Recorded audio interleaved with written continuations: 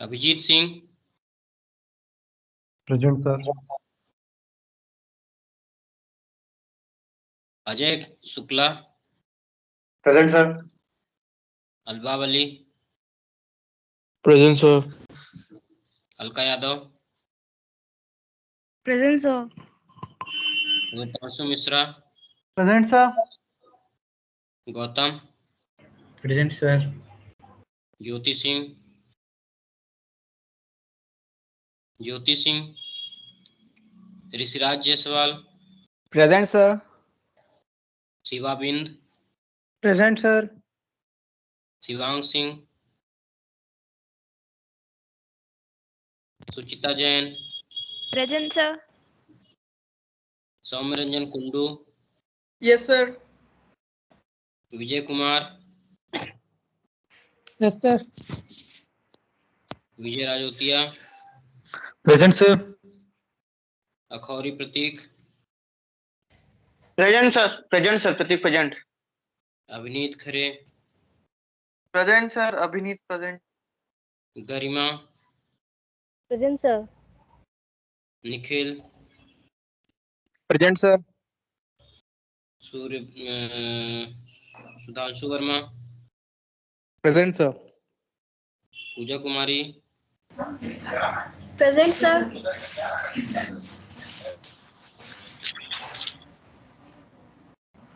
Ravi Prajapati, present sir. Suryabhan Kumar, present sir. Harishwar प्रसाद,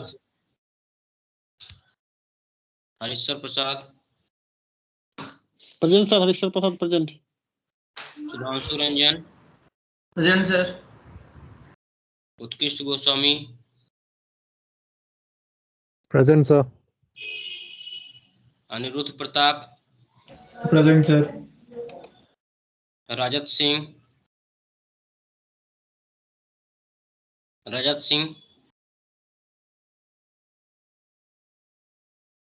सिंह है, राज कपूर नहीं है।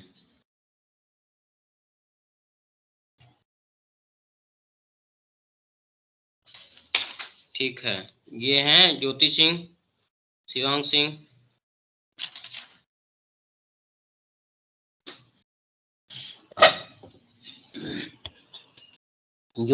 शिवांग सिंह,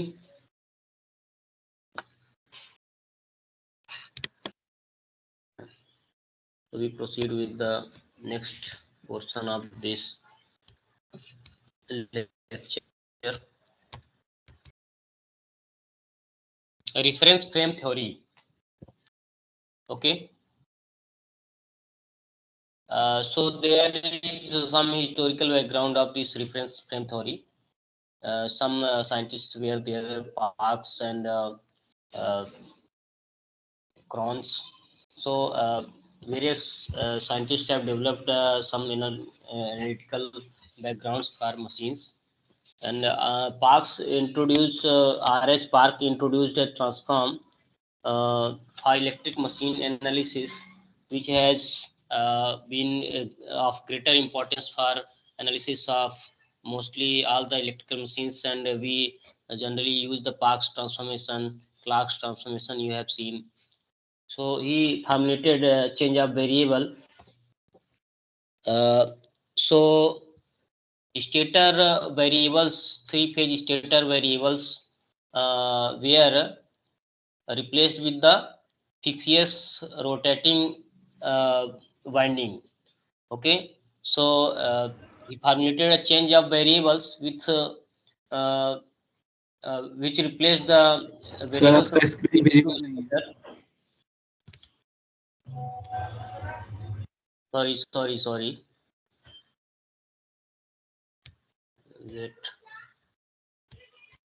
सर आवाज नहीं आ रही।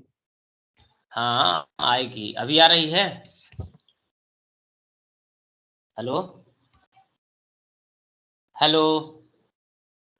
Yes sir. आवाज आ रही? यस आ रही है सर। ओके,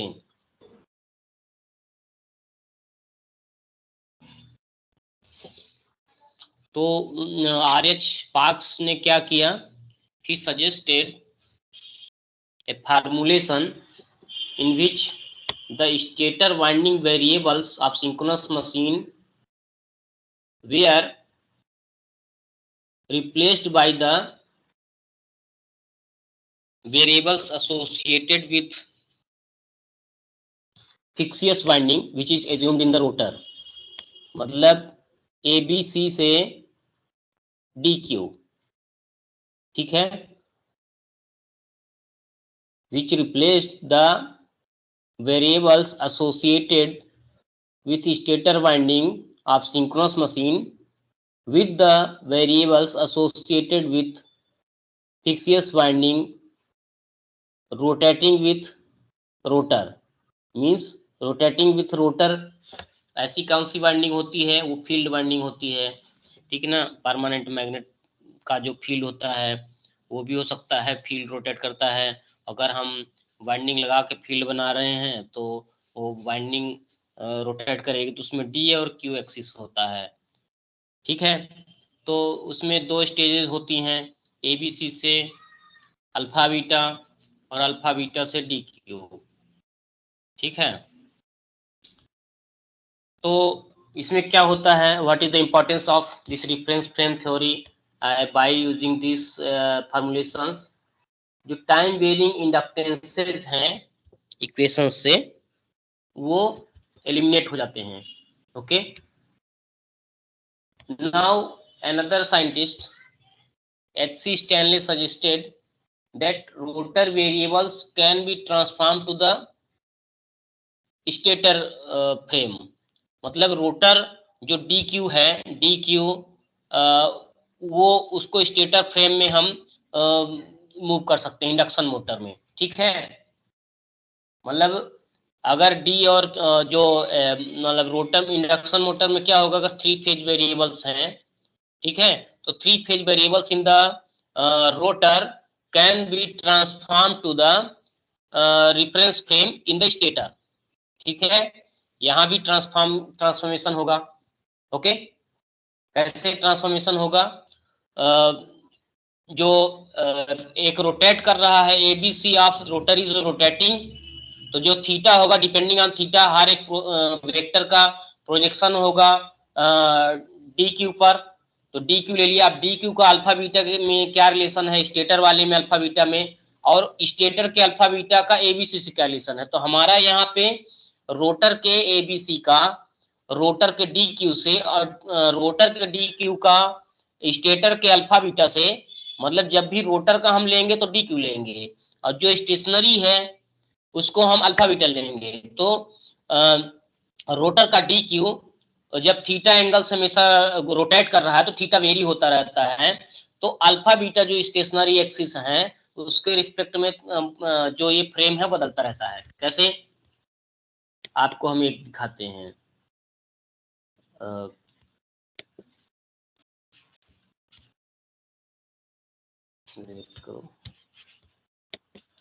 जैसे कि ये एक वेक्टर है, ठीक, और ये अल्फा है, ये मान लो ये अल्फा है तो ये बीटा है। सपोज कि हम एक हमारा दूसरा कोऑर्डिनेट सिस्टम है, ये स्टेशनरी DQ एक्सिस हो गई, मतलब स्टेशनरी DQ यानी अल्फा बीटा, ठीक है। एक हो गई टाइम के साथ में जो रोटेट कर रहा है, सपोज कि टाइम के साथ रोटेट करने वाली 2 एक्सिस हैं रोटर के में जो हैं वो ये है, सपोज ये D हो गई और ये Q हो गया, ठीक। तो कभी ये एक्सिस कहाँ पर है, D और Q यहाँ पर है। अब सपोज रोटर घूम रहा है, तो कभी वही पोजीशन क्या हो जाएगी, ये वाला Q घूम के यहाँ पर आ जाएगा और ये घूम के यहाँ पे हो जाएगा, मतलब 90 डिग्री एक दूसरे से रिलेशन ही रहेगा। तो यहाँ पता चला कि रोटर घूम गया और रोटर का D एक्सिस यहाँ आ गया और Q एक्सिस यहाँ आ गई, ठीक। ये समझ में आ रहा है। तो एक जो D और Q है वो रोटर के साथ में घूम रहा है और अल्फा बीटा जो है वो स्टेशनरी है। तो कहने का मतलब स्टेनलेस का क्या सोचना है कि रोटर जो इंडक्शन मोटर है उसमें जो 3 फेज रोटेटिंग वेरिएबल्स होते हैं उसको हम डी और क्यू में कन्वर्ट कर सकते हैं। डी क्यू से फिर स्टेशनरी अल्फा बीटा में हम प्रोजेक्ट कर सकते हैं, ठीक, और स्टेशनरी एबीसी में हम प्रोजेक्ट कर सकते हैं। तो जब रोटेटिंग एबीसी को हमने स्टेशनरी एबीसी में प्रोजेक्ट कर लिया, इसका मतलब हमें ट्रांसफॉर्मेशन मिल गया, क्या, जो स्टेनले वाला है ना, जो स्टेनले ने किया कि rotor variables can be transform to the frame reference fixed in the stator of induction motor.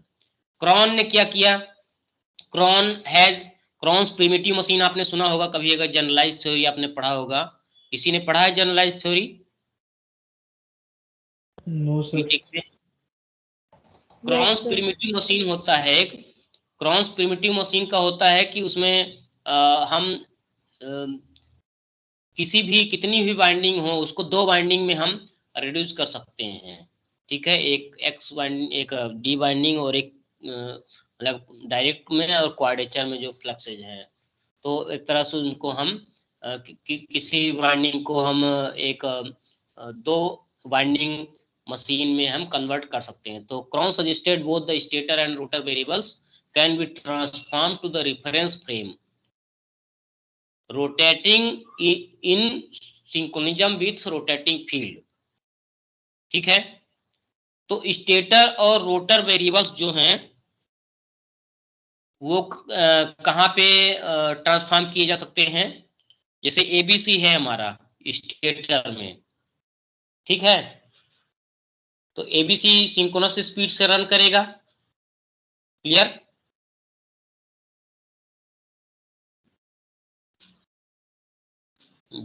थोड़ा वेट करो, थोड़ा सुनो।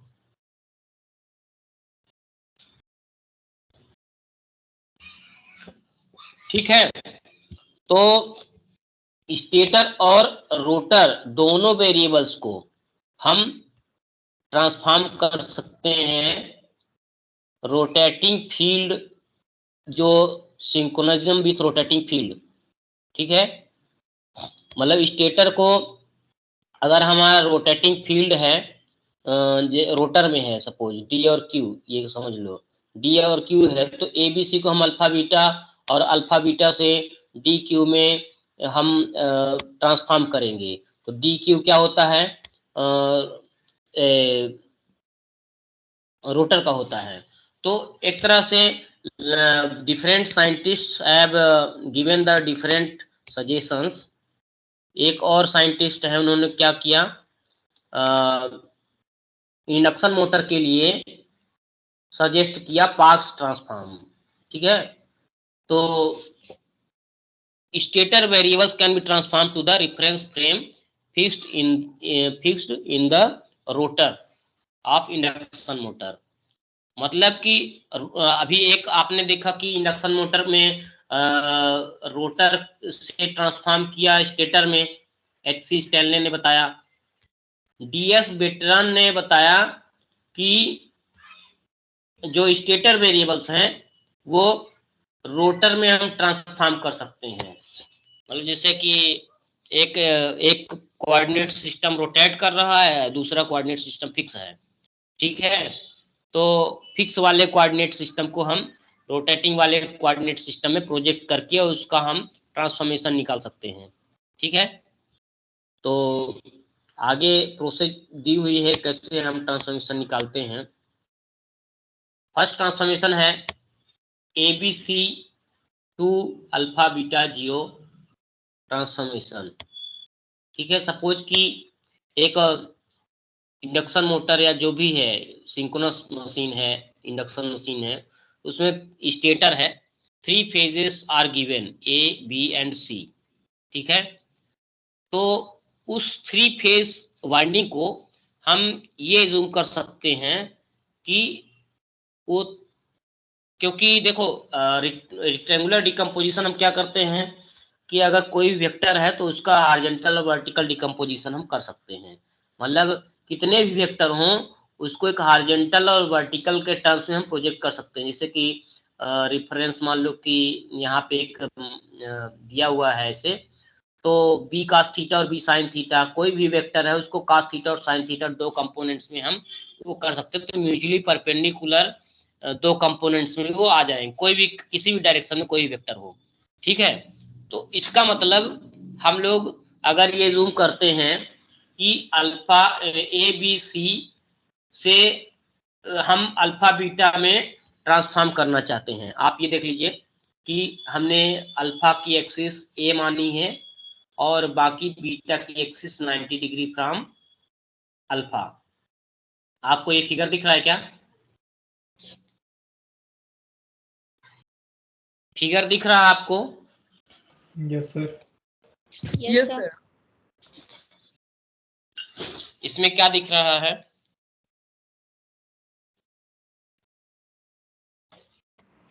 Sir ABC to alpha beta transform. ठीक है, तो जस्ट थोड़ा चार्जर लगा ले। तो यहाँ आप ये देख सकते हैं कि ये हमने अलग अलग दिखाया है, इसको एक ही फ्रेम में हम एक ही साथ में दिखाएंगे तो ऐसे रहेगा। ये यहाँ पे जाएगा और ये यहाँ पे जाएगा,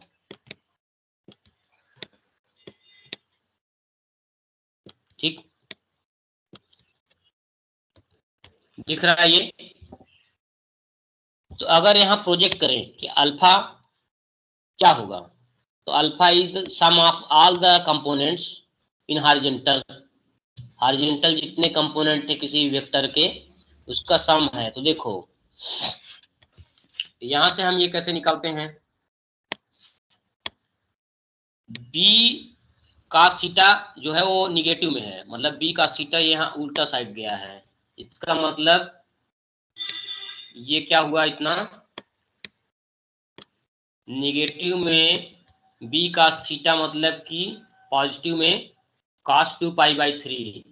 ये जो ये 60 डिग्री है, ठीक है, ये 60 डिग्री है। 180 माइनस 120 कितना होगा, 60 डिग्री। तो एक तरह से अगर सपोज कि अगर यहाँ थीटा होता, ये थीटा, तो इसका प्रोजेक्शन क्या होता इस वेक्टर पर, ये होता सपोज बी कास थीटा होता, लेकिन यही थीटा बढ़ के 120 डिग्री हो गया है, तो भी इस पर क्या प्रोजेक्शन आएगा, वो आई बी कास 2π/3। समझ गए? तो जो भी ये थीटा होगा वही प्रोजेक्शन कहलाएगा कास ऑफ दैट। अगर ये यही बी अगर यहाँ पर हो तो इसका प्रोजेक्शन अल्फा पे क्या आएगा, इसका प्रोजेक्शन अल्फा पे ऐसे आएगा, तो बी कास ऑफ थीटा। अब ये थीटा बढ़ के कितना हो गया है, 2π/3, तो क्या होगा प्रोजेक्शन, आई बी इंटू 2π/3। ठीक है, ये समझ में आ गया। अब दूसरे तरीके से देख सकते हैं कि ये क्या हुआ है, ये 60 डिग्री है, ठीक, यानी बी यहाँ पे हम minus I B cos of 60 यानी π/3 भी लिख सकते हैं। ठीक, लिख सकते हैं कि नहीं, माइनस आई बी कॉस π/3, बताइए लिख सकते हैं कि नहीं? रिस्पॉन्ड किया करो जब हम पूछें, तो एकदम वो ना बन जाओ तुम लोग।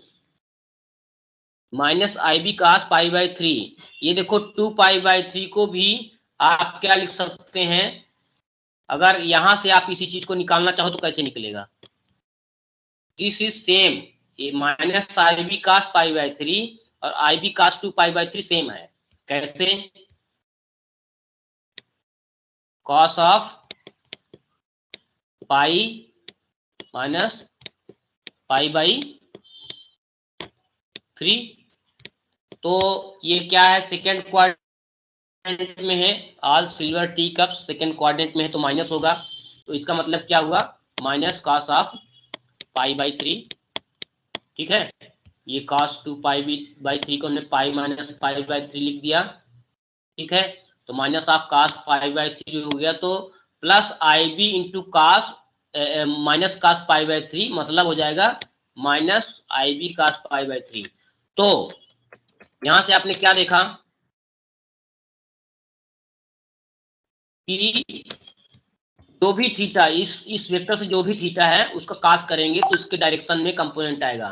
तो 120 डिग्री हो चुका है थीटा, तो IB cos 2π/3। थर्ड कंपोनेंट क्या है, ये 4π/3 यहां से गया 4π/3 चला जा चुका है, तो भी IC cos 4π/3 हो जाएगा, ठीक है। इसको आप देखोगे तो आप ऐसा भी लिख सकते हो IC cos -2π/3, तो cos माइनस थीटा और cos थीटा एक ही होता है, क्यों? Sine minus theta equal to minus sine theta होता है, लेकिन cos minus theta equal to क्या होगा? तो ये समझ में आया है कि नहीं? पहले आप ये बताइए, आप लोगों को ये बताइए, ये इक्वेशन समझ में आ रहा है कि नहीं? कनेक्टेड है कि नहीं, हम पहले बताओ। आवाज Yes, अगर sir. हमारी जा रही हो यस सर सर, ठीक है, कोई दिक्कत नहीं। हमें सर, आप आ गया सर समझ में सर। आ गया। कल वाली सर पीपीटी आपने अपलोड नहीं किया क्या सर? नहीं, रिप्लाई सेक्शन में हमने अटैच किया था। नहीं है, मैं खोज रहा हूँ, कल भी खोजा था, आज भी नहीं मिला, कल भी नहीं मिला था मुझे। दोनों ठीक है, दोनों देख लेंगे। दोनों अपलोड कर, ये भी वाली आज वाली भी सर अपलोड कर दीजिएगा। नंबर नहीं दिए, यूनिफाइड कर दिए हैं ना हम, दोनों को मिला दिए हैं, तो यही वाली अटैच कर देंगे। हाँ ठीक है सर, इसी को अटैच कर दीजिएगा। बुक मेरे पास हार्ड कॉपी है, मेरे पास फाइल्स में कर दीजिएगा सर, फाइल्स में। तुम देखो ना यार कहाँ पर है ये चीज, बुक का ही तो है सब।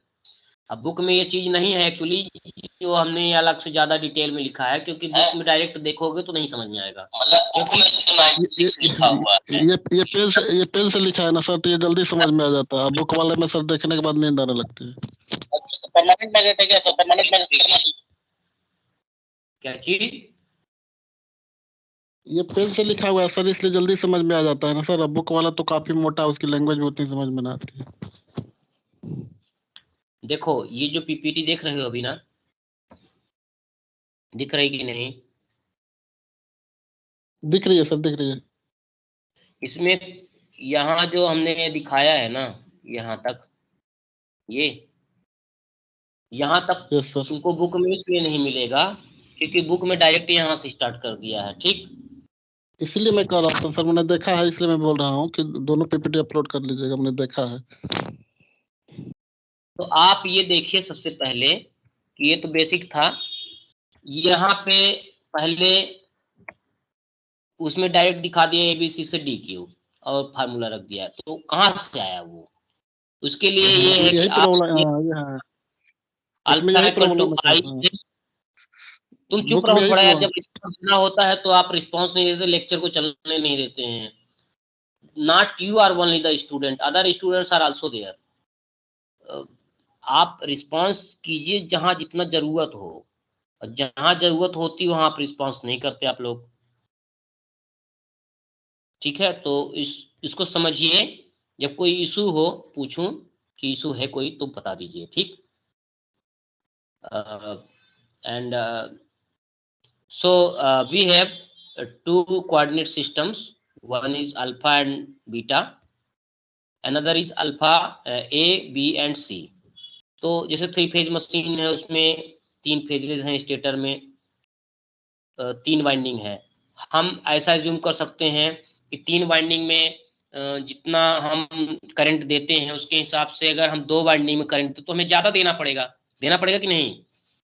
तो हम 2 वाइंडिंग में ज़्यादा नंबर ऑफ टर्न्स और ज़्यादा करंट्स एज्यूम करके हम उतना ही MMF को बैलेंस करते हैं, एज्यूम करो, ठीक है।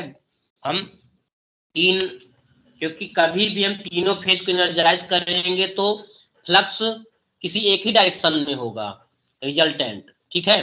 तो और उसका क्रॉस डायरेक्शन क्या होगा? बीटा, और जो डायरेक्ट डायरेक्शन है वो क्या हो गई? अल्फा, तो हम एक तरह से तीनों फेज की हम तीनों वाइंडिंग्स को हम 2 वाइंडिंग्स में कन्वर्ट कर ले रहे हैं एक तरह से अल्फा बीटा के माध्यम से स्टेटर की। ठीक है, तो यहाँ अगर हम प्रोजेक्शन में लेते हैं तो I alpha equal to I A plus I B cos 2π/3 plus I C cos 4π/3, ये सिंपल रिलेशन है। ठीक है, जैसे कि अगर किसी भी एंगल थीटा पर कोई भी वेक्टर है, इस यहाँ से ये वाले अल्फा से हम किसी भी एंगल में कोई भी वेक्टर है, तो जो भी थीटा होगा उसके बीच का, उस थीटा को हम कास इंटू दैट, जैसे कि ये आई है, आई इंटू कास थीटा, तो इस अल्फा की डायरेक्शन में कंपोनेंट हो जाएगा।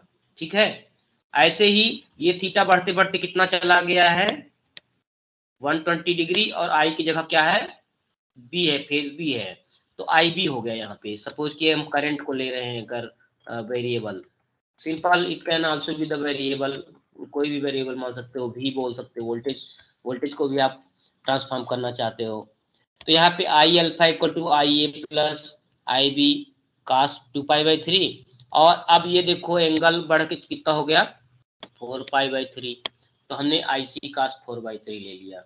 ऐसे ही आप बीटा पे आओ, तो बीटा में क्या हुआ है, बीटा में वही चीज साइन के टर्म्स में आ गई।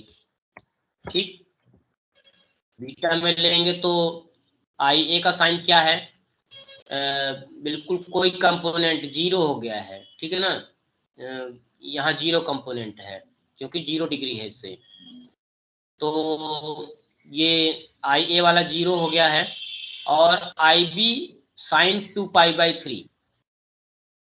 ठीक, आई बी साइन 2π/3 का मतलब क्या हो गया, एक तरह से आई बी कास π/3, एक तरह से यही हो गया।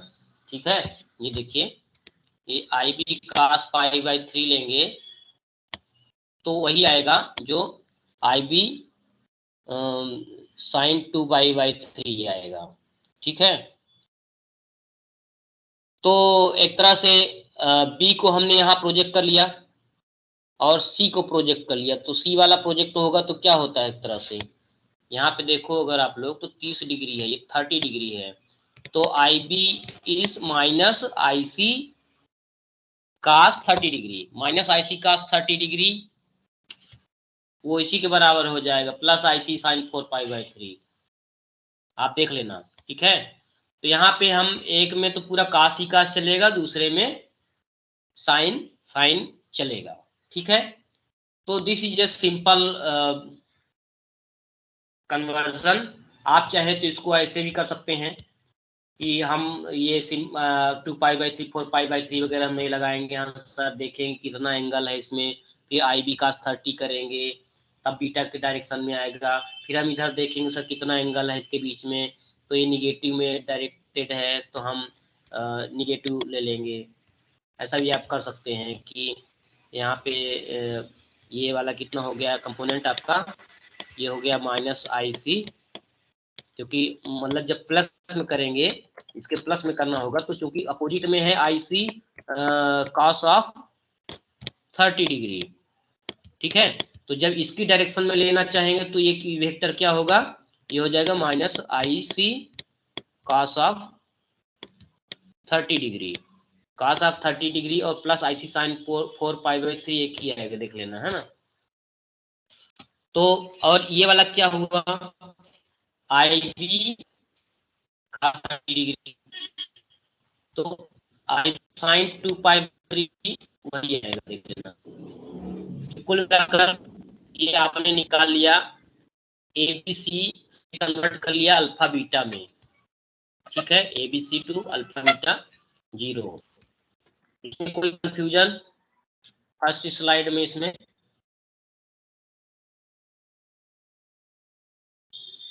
Hello, no sir. लोग, हाँ ठीक है। Now come to the next point. यहाँ पे देख लीजिए हमने दिखाया भी है minus F C cos theta, मतलब ये प्लस में आएगा, जब इधर को हम इसको अपोजिट करेंगे तो इधर minus F C cos of theta के बराबर हो जाएगा। ठीक है, so this is the same PPT in one page. अब यहाँ पे देखिए हम सिंपली क्या किए, हमने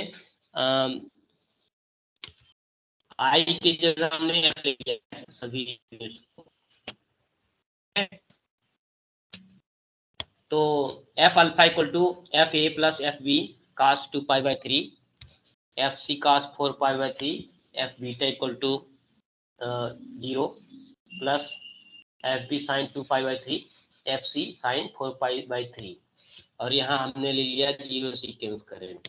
ठीक है, अब देखो यहाँ पर एक्चुअली हमने क्या किया है कि बैलेंस हम करने के लिए, मतलब एक फैक्टर हमने ले लिया 2π/3। क्यों? जैसे कि ये अब यहाँ पे 1/3 है, 1/3, तो 2π/3 को पावर इक्विवेलेंस वगैरह के लिए इसने एक फैक्टर बनाया है 2π/3। मतलब एक तरह से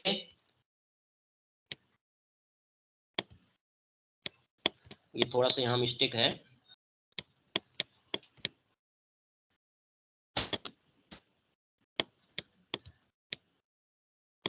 ठीक है, ये पीपीटी में हम ऐड कर देंगे, फिर अपलोड करेंगे।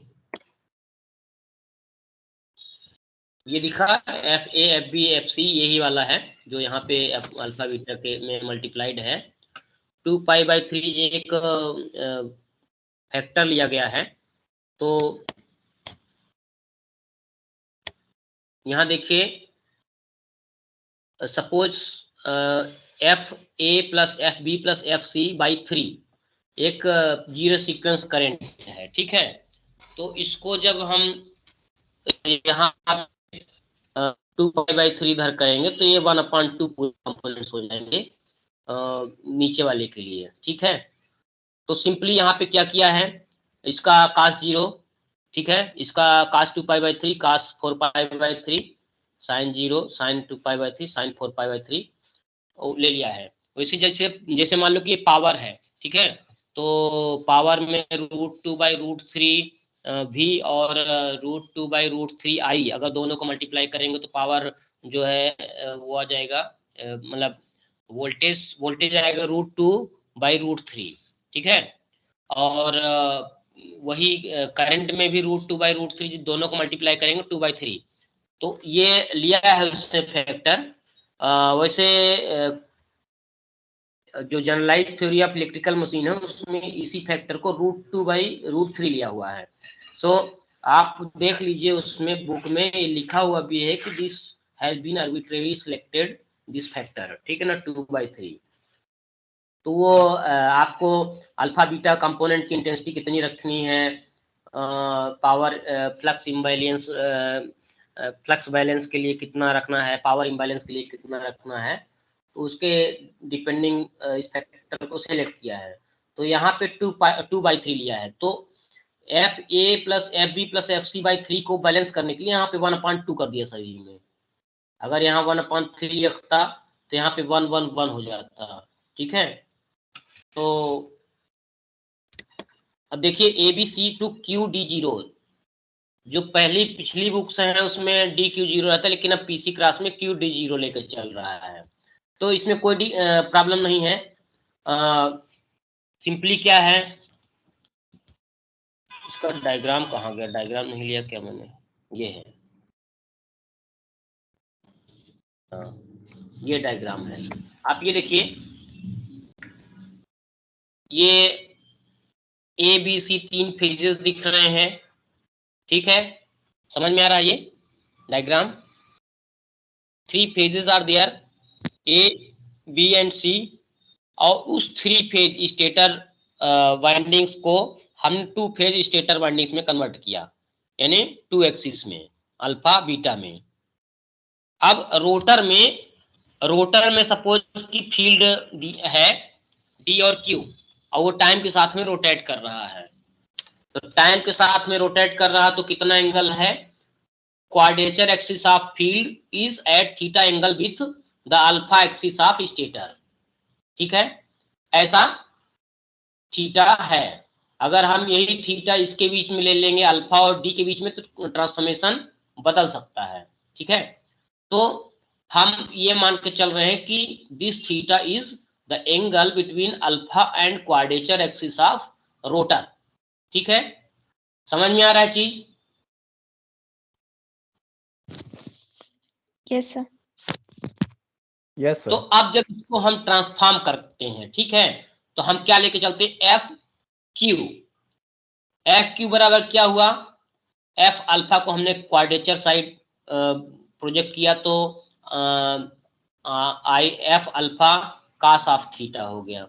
एफ कोई वेरिएबल है, कोई भी variable X Y Z, voltage current power जो भी है, एफ एक वेरिएबल है, फंक्शन ऑफ टाइम। तो ये जो एफ अल्फा है, F alpha cos of theta. ऐसे ही बीटा से क्या प्रोजेक्शन आएगा, एफ बीटा कास ऑफ, यहाँ हो जाएगा आपका, चूंकि ये 90 डिग्री है पूरा अल्फा बीटा के बीच में, तो ये 90 माइनस थीटा हो जाएगा। ठीक है, तो ये बीटा कास 90 माइनस थीटा यानी कि साइन थीटा। ठीक है, ऐसे ही एफ जीरो, अब जीरो का कंपोनेंट यहाँ पे ले नहीं रहे हैं क्योंकि दो ही कंपोनेंट में प्रोजेक्शन हो गया है, ये एफ जीरो वाला कंपोनेंट यहाँ पे नहीं रहेगा। तो यहाँ क्या हुआ, F zero equal to F zero, तीसरा कंपोनेंट हम बैलेंस करने के लिए हैं। एफ डी क्या आएगा, डायरेक्ट एक्सिस, डायरेक्ट एक्सिस में अल्फा को यहाँ प्रोजेक्ट किए यहाँ पे। ठीक है,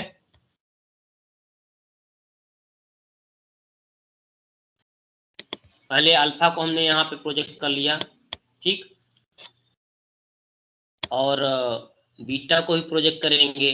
तो बीटा में के बीच में कितना एंगल है, टोटल कितना एंगल है, ये है 90 डिग्री प्लस 90 माइनस थीटा, यानी 180 डिग्री माइनस थीटा, इतना एंगल होगा ना। ये 90 डिग्री यहाँ का हो गया क्योंकि डी और क्यू के बीच में 90 डिग्री है, और ये वाला एंगल हमने कितना निकाला था, 90 माइनस थीटा। तो 90 प्लस 90 माइनस थीटा मतलब 180 माइनस थीटा। तो डी एक्सिस में बीटा का क्या कंपोनेंट होगा, प्रोजेक्शन, बीटा कास 180 डिग्री माइनस थीटा। तो क्या आया, बीटा कास 180 डिग्री माइनस थीटा। तो चूंकि सेकंड क्वाड्रेंट है, सेकंड क्वाड्रेंट में कास निगेटिव होता है, इसलिए वो आ जाएगा माइनस कास थीटा। ठीक है, और पहला वाला क्या हुआ था, यहाँ थीटा था, तो alpha cos of 90 minus theta, तो ये F alpha 90 minus cos 90 minus theta का मतलब होता है साइन थीटा। तो F alpha sine theta minus F beta cos theta. ठीक है, ये इक्वेशन समझ में आ गया आपको, सिंपली प्रोजेक्शन कैसे किया गया है। Yes, sir. Sir alpha beta stator का और क्यू डी रोटर का है ना? हाँ हाँ हाँ हाँ, ये रोटर का है। और थीटा जो है वो दोनों रोटर के में बीच का बदल रहा है अपनी position, all time theta is varying, theta बदल रहा है अपनी पोजीशन, मतलब थीटा का वैल्यू बदल रहा है, हमेशा रोटर रोटेट कर रहा है तो थीटा बदलता रहेगा टाइम के साथ में, समझ रहे ना। कहीं कहीं ये इज रोटेटिंग एक्सिस। हाँ, बस किसी भी टाइम पर वो ऐसा भी हो जाएगा, ठीक है ना, यहाँ पे डी पहुंच जाएगा, कहीं पे किसी भी टाइम पे वो डी यहाँ पहुंच गया और क्यू यहाँ पहुंच जाएगा। तो ये रोटेट कर रहा है, बाकी ये स्टेशनरी है, अल्फा बीटा और ए बी सी। तो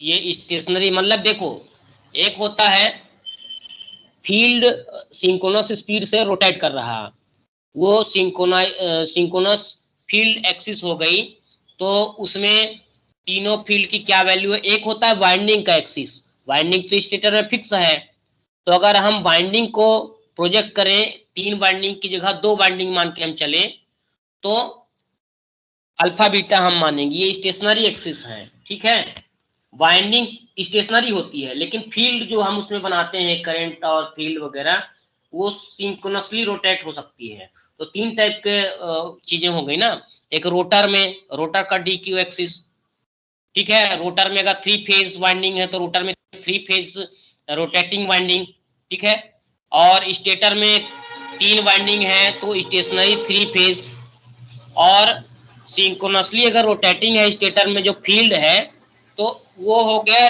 सिंक्रोनसली rotating stator variable.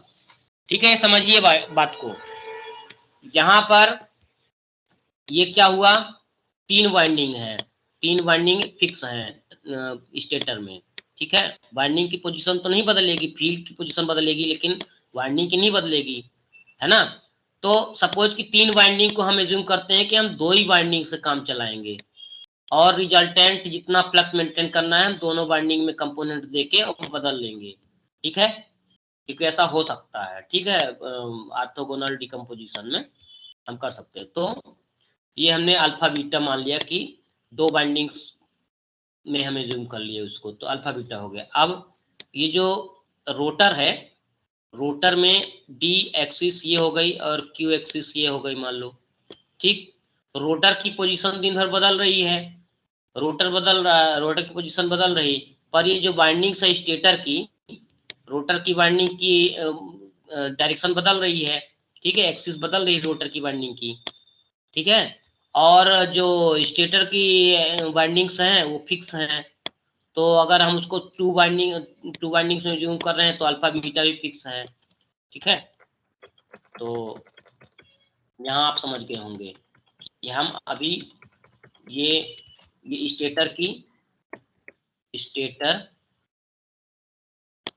Winding axis, ठीक है ना, स्टेटर वाइंडिंग एक्सिस। ठीक है, ये समझ में आ गया? Yes sir.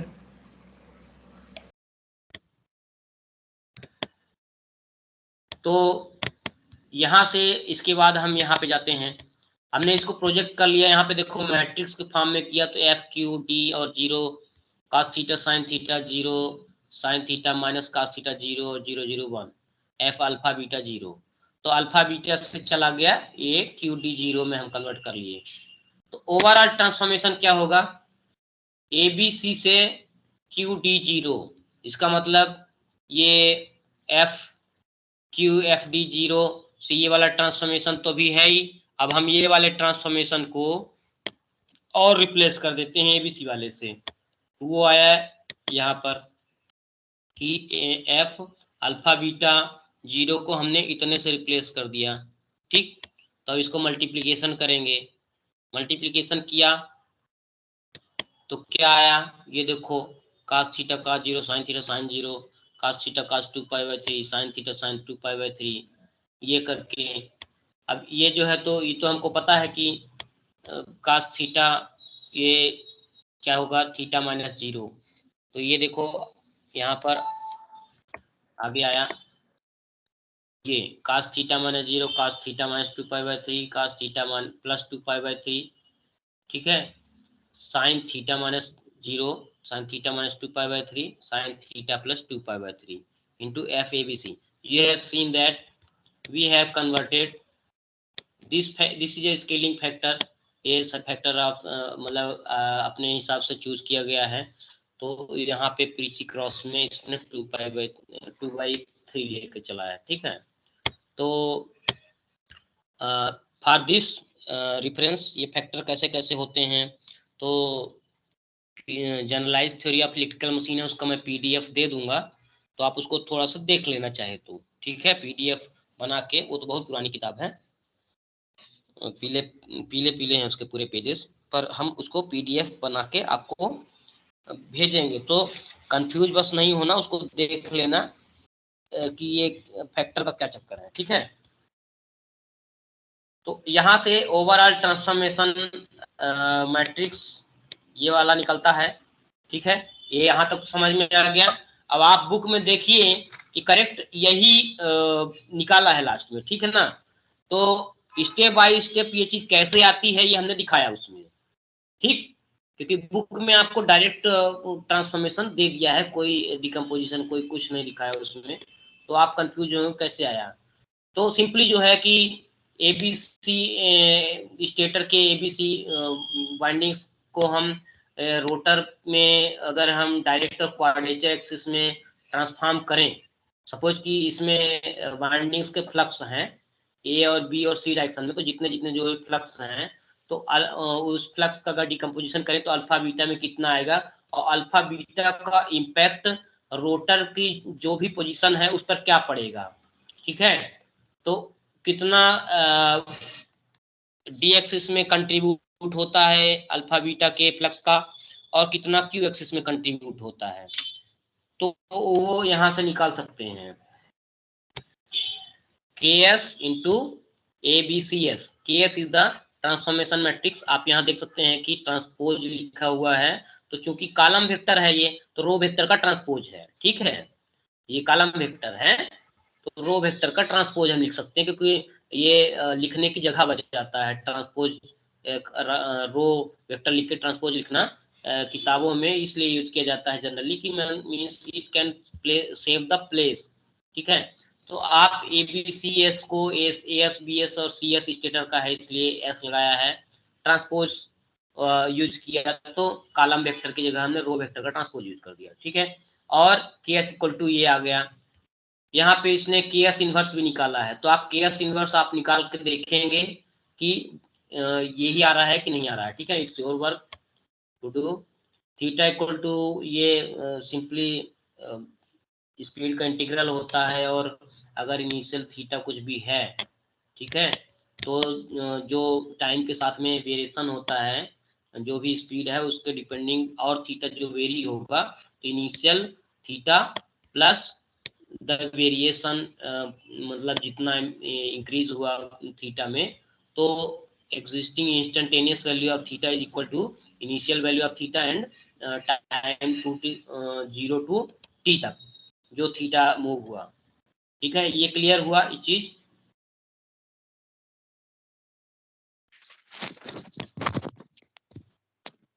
क्लियर हो गया ये चीज। Yes sir. ये फिगर आपको दिया हुआ है किसमें, बुक में। और यहाँ से हमने क्या किया है, सबसे पहले हम क्या किए थे, ये ABC है तो हमने सबसे पहले उसको अल्फा और बीटा में डिकम्पोज किया था, फिर ये क्वाड्रेचर और डी में डिकम्पोज किया है उसके बाद, तब वो आया है। ठीक, तो आज के लिए इतना काफी है आई थिंक। आपका feedback, any problem? No sir. मेरी अटेंडेंस रह गई थी। कौन है आप? सर ज्योति सिंह। अच्छा, ठीक है, तो एक मिनट, रिकॉर्डिंग स्टार्ट।